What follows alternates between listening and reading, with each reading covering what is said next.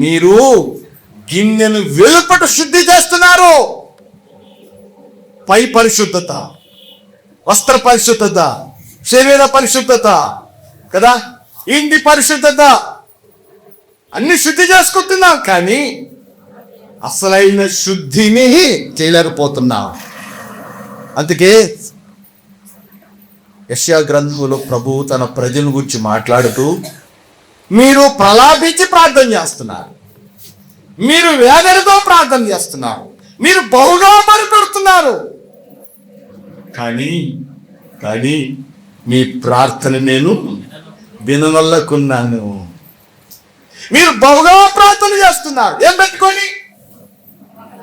దుర్నీతి పెట్టుకొని, కలపశం పెట్టుకొని, పైకి నీతిమంతుల వలె, పైకి పరిశుద్ధుల వలె మీరు నాకు మొర పెడుతున్నారు, కానీ నీ ప్రార్థన ఎందుకని మీ చేతులు దేనితో నిండి ఉన్నాయి? చదువుతారు ఒక విషయం. యెషయా గ్రంథం 1వ అధ్యాయము వచనం 15లో ప్రభు అయిన దేవుడు ఇలాగూ ఇశ్రాయేలు ప్రజల గురించి మాట్లాడుతూ ఇలాగ అంటున్నాడు. చదువుతారా? దేవుని వాక్యంలో, మీరు చేతులు చాపినప్పుడు మిమ్మల్ని చూడక నా కన్నులు కప్పుకొందును, మీరు బహుగా ప్రార్థన చేసిన నేను వినను, మీ చేతు రక్తముతో నిండి ఉన్నవి, మిమ్మల్ని కడుగుకొనుడి, శుద్ధి చేసుకొనుడి. ఏ చేసుకోవాలి? మనం కడుగుకోవాలి, శుద్ధి చేసుకోవాలి. ఏతిని? ఏ చేతులు? ఈ చేతులా? ఈ చేతులా? ఈ కాళ్ళ? చెప్పండి. బాహ్య పురుషుడు కాదు, అంతరంగ పురుషుడు శుద్ధి చేయమనాలి. అంతరంగపు చేతులు ఉన్నాయి మనకు. ఈ బాహ్యం చేతులు 10 సార్లు కడిగినా పరిశుద్ధత కలదు. ఈ మధ్య కాలంలో శానిటైజర్ మనకు బాగా పరిచయం అయిపోయింది. ఏది కొట్టుకుని వెంటనే శానిటైజ్ చేసి చూసుకుంటున్నాం. రోజు బహుసారి కలుగున్నాడు కూడా, చెప్పండి, 10 సార్లు కలుపుకోవటం ప్రారంభించాడు. బాహ్య చేతులు కాదు పరిశుద్ధత, అంతరంగపు చేతులు. అంతరంగపు అవయవాలు ఉన్నాయి, అవి పరిశుద్ధపరచబడాలి. అంటున్నాడు, మిమ్మును మీరు కడుగుకోండి, శుద్ధి చేసుకోండి, పవిత్రపరచుకోండి, మీ దుష్క్రియలు నాకు కనబడకుండా వాటిని తొలగించుకోండి. ఏమున్నాయి మనలో? దుష్క్రియలు ఉన్నాయి, దుర్నీతి ఉన్నది. పైకి మాత్రం నీతిమంతులంగానే కనబడుతున్నాం, నీతిమంతులంగానే ప్రవర్తిస్తున్నాం. మాటలు ఎంత చక్కగా ఉంటాయో, ఎంత మంచిగా ఉంటాయో, కానీ హృదయం మాత్రం భయంకరమైన చెడు ఆలోచన, భయంకరమైన చెడు ప్రవర్తన, భయంకరమైన చెత్త మనసు కలిగి ఉంటున్నా. రాత్రి వేళ ప్రియులారా, ప్రభు రాబోతున్నాడు. రాత్రి దినాల్లో ఉన్నాం. ఆయన నిన్ను తన వలలో నుండి తీసి బయట పారవేయక మునిపే ఇప్పుడైతే వాళ్ళు నిన్ను నీవు ఏం చేసుకోవాలి? శుద్ధి చేసుకో, పరీక్షించుకొని, నిన్ను నువ్వు పరిశోధించుకొని, నీ లోపల దుష్టత్వాన్ని, దుష్క్రియలు కడుగుతో రాత్రి ప్రభు నీకు మంచి సమయాన్ని ఇస్తున్నాడు. ప్రభుని నమ్ముకొని కూడా చెడ్డ క్రియలు, ప్రభుని నమ్ముకొని కూడా చెడు అలవాట్లు, ప్రభుని నమ్ముకొని కూడా దుష్క్రియలు, ప్రభుని నమ్ముకొని ఆరాధన చేస్తూ కూడా ఇంకా అపవిత్రమైన ప్రవర్తన, అపవిత్రమైన జీవితం ఎంత ఘోరమైంది ప్రియులారా. దీనినే వేషధారణ అంటున్నాడు. అయ్యో వేషధారులారా, ఈ వేషధారణను పులిపిండి చాలా ప్రమాదకరమైంది. ఎలా ఉన్నావు? పైకి పరిశుద్ధులుగా, పైకి భక్తి పరులుగా, పైకి ప్రార్థనా పరులుగా, పైకి నీతిమంతులుగా కనబడుతున్నావా? పైకి విశ్వాసులుగా కనబడుతున్నామా? నటించకూడదు. మనం ఒక దినాన మన నటన ఏమవుతుంది? బహిర్గతము చేయబడుతుంది. ఆ దినాన నిన్ను కాపాడువాడు ఎవరునో, నిన్ను రక్షించువాడు ఒక్కడైన రాడు. ఆ మహోగ్రత దినమున నిన్ను తప్పించువారు లేరు. ప్రభు ఈ రాత్రి మంచి సమయాన్ని ఇస్తున్నాడు, మంచి తరుణాన్ని ఇస్తున్నాడు. ఇకనైనా సరి చేసుకో, ఇకనైనా దిద్దుకో, పరీక్షించుకొని నిన్ను నీవు శుద్ధి చేసుకో, పరిశుద్ధపరచుకో. ప్రభు ఒక దేవుడు అంటున్నాడు, నీ దుష్క్రియలు నాకు కనబడకుండా వాటిని కొలిగించుకో. ప్రభు మనందరూ చూస్తున్నాడు, మనందరి హృదయాలు ఎరిగిన వాడు ఆయన, మనంతరంగా చూస్తూ ఉన్నాడు. రాత్రి వేళ కప్పుకుంటావా?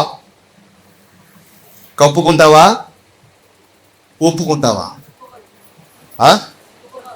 ఒప్పుకోవాలి. ఒప్పుకొని ఏం చేయాలి? అది చాలామంది దేవుని పిల్లలమే ఒప్పుకుంటాం. ఆదివారం వచ్చిందాకనే అది చేసాను, ఇది చేసాను, ఇది చేసాను, అది చేసాను ఒప్పుకుంటాం ఆరాధనలో.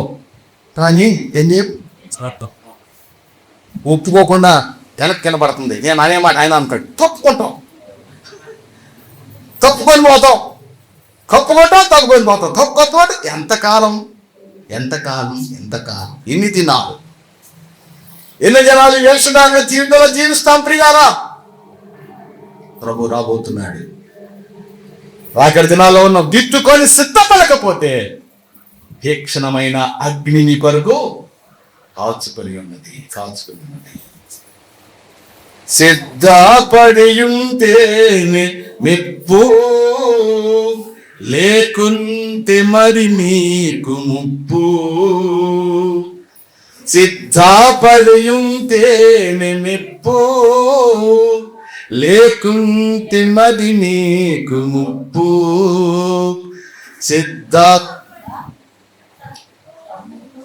సంతోషముతో పొందు, ఆనందముతో మేలు పొందు. కనబూర శబ్దంబుతోను, దూతాల శబ్దంబుతోను, పరలోకము నుండి వచ్చును. ప్రభు యేసు మేఘముపై వచ్చును. చక్కని పాట సుబిన్ రావు అన్న, ఆయన చక్కగా పాడుతూ ఉంటాడు ఈ పాట. కనుక ప్రియులారా, ఈ రాత్రి వేళ ప్రభు మా అందరిని చూస్తున్నాడు. ఒక దినం రాబోతుంది, ప్రభు రాకడ సమీపముగా ఉండగా ఒక దినం రాబోతుంది, యుగ సమాప్తి జరగబోతుంది. ఆ దినాన దూతలు వచ్చి ఏం చేస్తారు? ఆ నీతిమంతుల్లో నుండి దుర్నీతిమంతులను ఏం చేస్తారైనా వేరు చేస్తారు. ఆ దినం రాకముందే, వేరు చేయకముందే ఇప్పుడైనా నీ హృదయంలో పరీక్షించుకో, నీ అంతరంగాన్ని పరీక్షించుకో. ఏ దుర్నీతి నీలో దాగి ఉన్నదో, ఏ దుష్క్రియ నీలో కలిగి ఉన్నావో, ఏ చెడుగును కలిగి ఉన్నావో ఒకసారి పరీక్షించుకోవా? దైవ గ్రంథంలో యేసు ప్రభు వేషధారులను గురించి చెప్తే ఇంకో మాట కూడా అన్నాడు. అయ్యో వేషధారులైన శాస్త్రులారా, పరిచయులారా, మీరు సున్నము కొట్టిన సమాధులు పోలి ఉన్నారు అన్నాడు. సమాజాలు ఎలా ఉన్నాయి? సుందరంగా అందంగా ఉంటాయి, కానీ దాన్ని పగలగొట్టి చూస్తే చెప్పలే, చచ్చిన ఎముకలు కుళ్ళుతో ప్రభు నమ్ముకున్నాం కానీ, రక్షించబడ్డాం కానీ, ఇంకా మన స్వరము ఎత్తితే, మనల్ని తెరిచి చూస్తే పైకి బాగానే ఉన్నాం, పరిశుద్ధులుగానే ఉన్నాం, నీతిమంతులుగానే ఉన్నాం, కనబడుతున్నావు అలాగూ. కానీ మనలో అంతరంగములు వస్తున్నాయంట, దుర్వాసన వస్తున్నాయి, భయంకరమైన చెడు వస్తూ ఉన్నది. ఏంటా దుర్వాసన? బూదులనే దుర్వాసన, సాడీలనే దుర్వాసన, కొండాలు చెప్పే దుర్వాసన, ఇతరులను దూషించే దుర్వాసన, చెడ్డ మాటలు వినే దుర్వాసన కదా ఉన్నాయా మనలో? ఈ చెడు ఉన్నదా? ఈ కంపు ఉన్నదా? ఆలోచన చేయండి. పైకి మాత్రం తెల్లని వస్త్రాలు వేస్తాము, లోపల మాత్రం దుర్నీతి, దుష్టత్వం, కంపు కొట్టే జీవితం. ప్రభు సిద్ధిస్తూ మనల్ని ఎలా మార్చాడంట? ఆయన పరిమళ వాసనగా ఉండటానికి తను తానే మన కొరకు ఏం చేసుకున్నాడట? తను తానే పనిగా అర్పించుకున్నాడు. ఎందుకని? మనం పరిమళ వాసనగా చేయాలని, దుర్వాసన జీవితాల నుండి మనను బాగు చేయాలని ఆయన మన కొరకు అర్పించుకున్నాడు. ప్రభు నమ్ముకొని కూడా ఇంకా నీ జీవితంలో దుర్వాసన ఉన్నదా? దుర్నీతి ఉన్నదా? దుష్టత్వం ఉన్నదా? చెడుతలు ఉన్నదా? చెడు అలవాట్లు ఉన్నాయా? చెడు లక్షణాలు ఉన్నాయా? చెడ్డ మాటలు, చెడు హృదయం కలిగి ఉన్నావా? ఇప్పుడే తీసివేసుకో. నిన్ను నువ్వు కడుగుకో. ప్రభువు దృష్టికి కనబడకుండా నిన్ను నువ్వు శుద్ధి చేసుకో. దావీదు మహారాజు ప్రార్థన చేసినట్లుగా, ప్రభువా నేను పాపము లేని నా తల్లి నన్ను గర్భము ధరించినది, నేను పాపిని ప్రభువా, హిమము కంటే తెల్లగా ఉన్నట్లు హిస్సోపుతో నన్ను బాగుగా కడుగుము. ఏ సోపైనా? హిస్సోపు. ఎవరైనా? ప్రభు అన్నాడు, నేను సాకల వాడిని సొప్పు వంటి వాడిని కాదా అన్నాడు. ఆయనే సొప్పక? సాకల వాడిని సొప్పు బట్టం ఏం చేస్తుంది? అట్లాగే ప్రభు అయిన యేసు క్రీస్తు మనల్ని ఏం చేస్తాడు? శుద్ధి చేస్తాడు. మలినము లేకుండా, కల్మషము లేకుండా, నిష్కలంకులంగా, నిందారహితులంగా, పవిత్రులంగా, పరిశుద్ధులంగా, నీతిమంతులుగా ఆయన మనల్ని శుద్ధి చేస్తాడు. ఇప్పుడైనా నిన్ను నీవు శుద్ధి చేసుకో, నిన్ను నీవు కడుగుకో. యా దినము రాకముందే. ఏ దినము? యుగ సమాప్తి దినము రాకముందే, ప్రభు రాకడ జరగకముందే నమ్మిన నీవు నేను మనలో ఉన్న సమస్త దుర్నీతిని చేసుకోవాలి, శుద్ధి చేసుకోవాలి. ఈ రాత్రి వేళ పరిశుద్ధత, పవిత్రత, నీతి అనేది దేవునికి చాలా ఇష్టమైనది. దేవుని వాక్యంలో మనందరి కంటోపాఠమైన ఒక సండే స్కూల్ నుండి నేర్చుకున్నాం. అది ఏందట? హృదయ శుద్ధి గలవారు ధన్యులు, వారు దేవుని. ఈ మాట సర్వసాధారణ అయిపోయింది ఇప్పుడు. ఏ మాట? హృదయ శుద్ధి గలవారు ధన్యులు, వారు దేవుని చూస్తారు అంటారు కదా. అని ఉందా శుద్ధి? ఎవరు దేవుని చూస్తారు? బాగా పాటలు పాడేవాళ్ళు, బాగా వాక్యం చెప్పేవాళ్ళు, బాగా ప్రార్థన చేసేవాళ్ళు, బాగా పరలోక ప్రార్థన చేసేవాళ్ళు. ఏ ప్రార్థన? ఇదొక నానుడు అయిపోయింది. ఏ ప్రార్థన? పరలోక ప్రార్థన, పరలోక రాజ్యం చేర్చదో. తాగేవాడు కూడా చేస్తాడు, చదవాడేవాడు చేస్తాడు, పాపం చేసేవాడు చేస్తాడు. ఏ ప్రార్థన? పరలోక ప్రార్థన. పరలోక రాజ్యము చేర్చదు. ప్రభువును చూడాలంటే, పరలోకం వెళ్ళాలంటే ఒకే ఒక లక్ష్యం నాలో నీలో మనలో ఉండవలసింది ఒకటే, పరిశుద్ధత. చెప్పండి, పరిశుద్ధత. దైవజన్ రాజారావు గారు చెప్తూ ఉంటాడు, నువ్వు 12 రోజులు జబ్బులు రాష్ట్రరసం దాగు, నీలో నాలో పరిశుద్ధత లేకపోతే ఒక ఉంది. ఏందమ్మా, ఎందుకు బాప్తిసం తీసుకున్నావు? మా సంఘంలో జరిగిన యథార్థమైన సంఘటన అండి, అబద్ధం కాదు. ఎందుకమ్మా యేసు ప్రభువుని నమ్ముకున్నావు?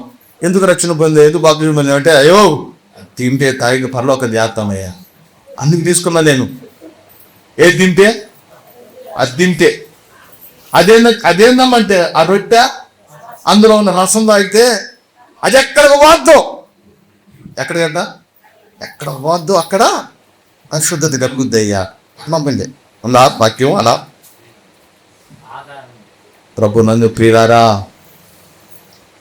నువ్వు ఎంత ద్రాక్ష రసం తాగా, ఎన్ని రొట్టె ముక్కలు తిన్నా, పరిశుద్ధత లేకపోతే పరలోకం చేరనే. ఆయన నిన్ను తీసి బయట పారడేస్తాడు. అగ్నిలో పలకమనదు, అక్కడ అగ్ని ఆరదు, పురుసాలదు. ఎంతకాలం పేతురు నొక్కేడు రాస్తూ, తీర్పు అనేది ఉంది, కానీ అది దేవుని ఇంటి యొద్ద నుంచి ప్రారంభమైతే సువార్తకు అవిధేయుని వారి సంగతి ఏమిటి? ఎక్కడి నుండి ప్రారంభం అవుతుంది? తీర్పు అనేది దేవుని ఇంటి వద్ద నుండి ప్రారంభమైతే సువార్త ఎరగని వారు, సువార్తకు లోబడిన వారి సంగతి ఏంటి? రాబోతుంది జాగ్రత్త. తీక్షణమైన తీర్పు రాబోతుంది. ప్రభు రాకడ జరగక ముందే, ఈ లోకం నువ్వు వెళ్ళక ముందే, ఈ రాత్రి వేళ నిన్ను నీవు పరిశీలన చేసుకో.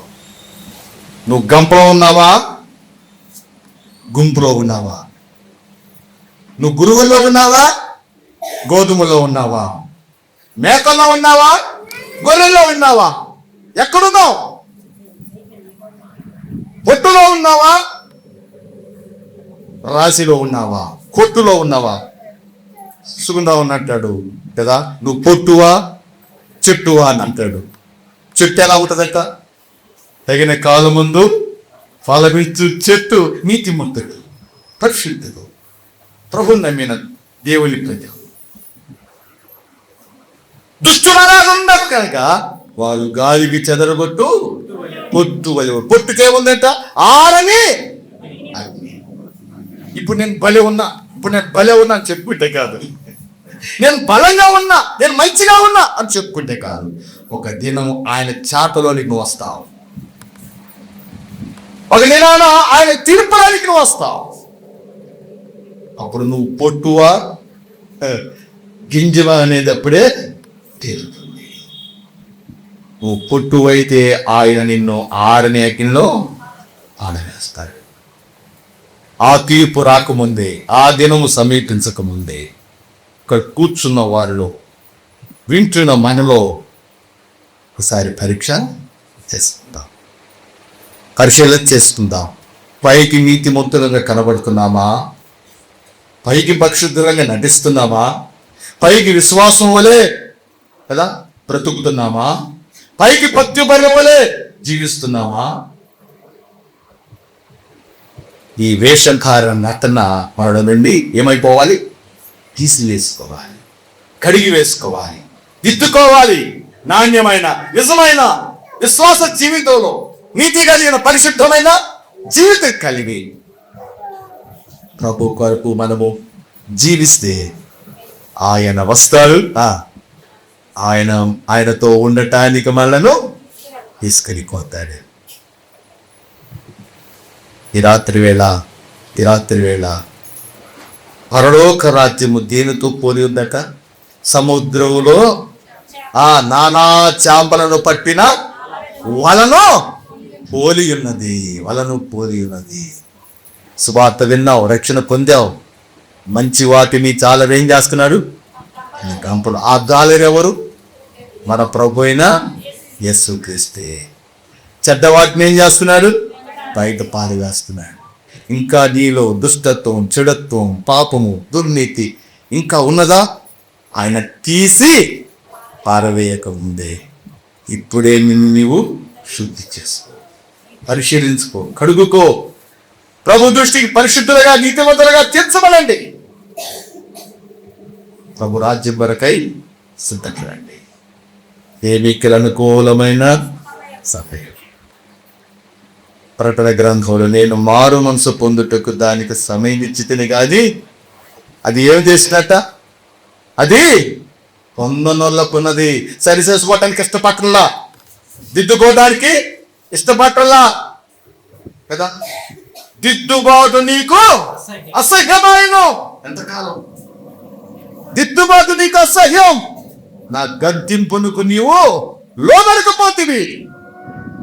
దేవుని వాక్యులు సామెతలో ఒకే ఒక మాట, ఎవరు ఇన్నిసార్లు గద్దించిన నువ్వు లోబడిన వాడు మరి హఠాత్తుగా తిరగలేకుండా నాశనమగు. ఆ దినము రాకముందే సమయం కోగుంది. మరలా హెచ్చరిస్తున్నాం ప్రియులారా, ప్రభు రాకడ సమీపముగా ఉంది. ప్రభు రాబోతున్నాడు. రాకడ దినాల్లో ఉన్నా రక్షించబడిన దేవుని పిల్లలమైన మన జీవితాలలో ఏ అపవిత్రత లేని వారైనా, దుర్నీతి లేని వారైనా, మన హృదయాల్లో నిర్మలము కలిగి, నిష్కలంకము కలిగి, నిందారహితులంగా, పరిశుద్ధులంగా, నీతిమంతులంగా ప్రభు రాకడ కొరకై మనము సిద్ధపడదాం. ప్రభు వస్తాడు, ఆయనతో ఉంటాను, మనం తీసుకెళ్ళిపోతాడు. ఇంకా సరి చేసుకోవటానికి నిర్లక్ష్యం చేసుకున్నావా? ఇంకా ప్రభుని నమ్ముకోవటానికి నీ హృదయాన్ని కఠినం చేసుకుంటున్నావా? ఆ ప్రభు నీ కొరకు నా కొరకు కలువరి శిలువలో తన ప్రాణం పెట్టాడు, తన రక్తం కాచాడు, మరణించాడు, సమాధి చేయబడి తిరిగి వచ్చాడు, పరలోకానికి వెళ్ళాడు, తిరిగి రాబోతున్నాడు. ఆ ప్రభు రాకముందే సమయం పోకముందే యేసు ప్రభు నమ్మని వారు తీర్మానం చేసుకోండి, హృదయాల్లో ప్రభుని సొంత రక్షణ అంగీకరించండి, గొప్ప రక్షణ పొందుకోండి, నిత్య వారికి ఆశీర్వదించండి. నమ్మిన వారు మమ్మల్ని పరీక్షించుకుందాం, పరిశీలించేసుకుందాం, పరిశుద్ధత కలిగి నీతి కలిగి ప్రభు కొరకై ఈ లోకంలో నమ్మకంగా జీవితాం.